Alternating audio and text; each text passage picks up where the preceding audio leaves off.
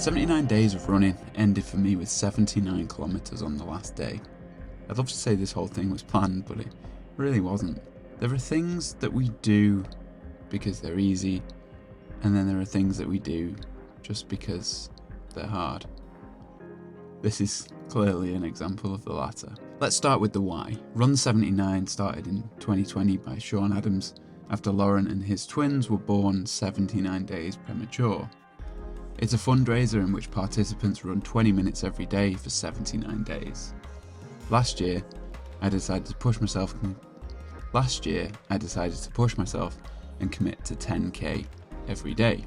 With a couple of long runs that made up to 900 kilometres over the 79 days, cut to the 30th of November 2023, I wanted to do a little more than the previous year, so I settled on 1,000 kilometres. Tough, but doable. Then I broke my foot and things went to shit.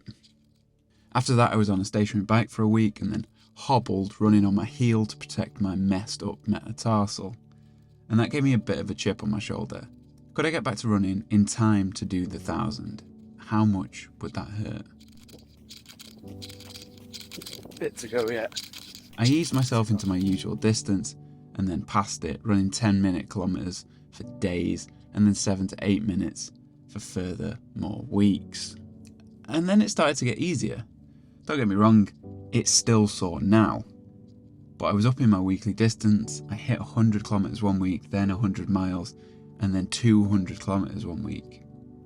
I've run 7 half marathons in 4 days, one at 4 AM and one at 4 PM. I ran a 56k ultra with a 5k shakedown later that day. For 4 weeks in a row, I've done over 100 miles. And now this.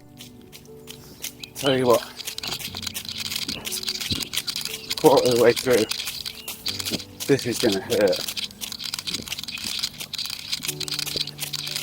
This is really going to hurt.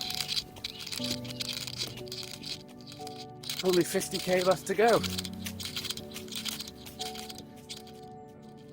The last day had to be something special, but I was terrified of it.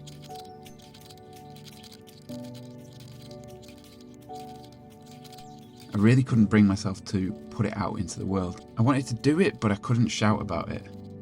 Because what if I failed?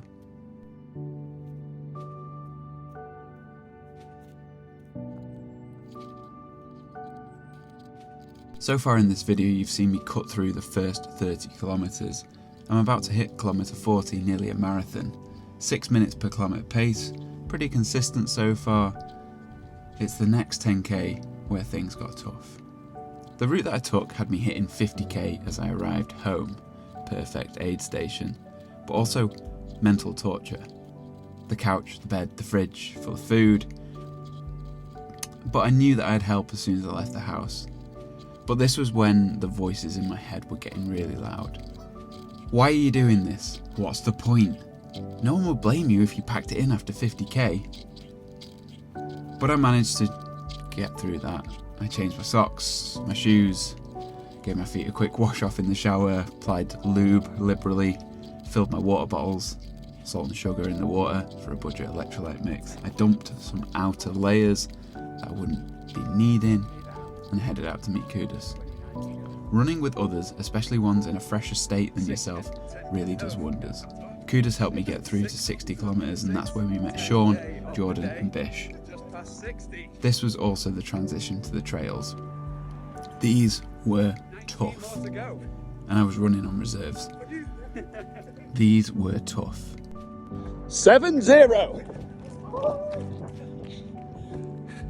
That's 70 kilometres. 9 more to go. Whew. And other than the pack of Oreos I smashed as I left the house, I was running on reserves.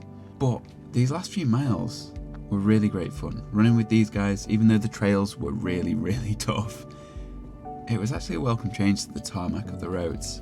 The fun was almost cut short when I hit a tree stump and decked myself headlong into a muddy puddle. Grazed knee and bleeding hand weren't enough to stop me from the last 3 kilometres though. In the last kilometre, Sean picked up the pace and we finished with a final split of around 4:30 minutes per kilometre. 79. All in all, 8 hours and 11 minutes well spent. Today I'm feeling good apart from the knee. It was a deep cut and a worse bruise.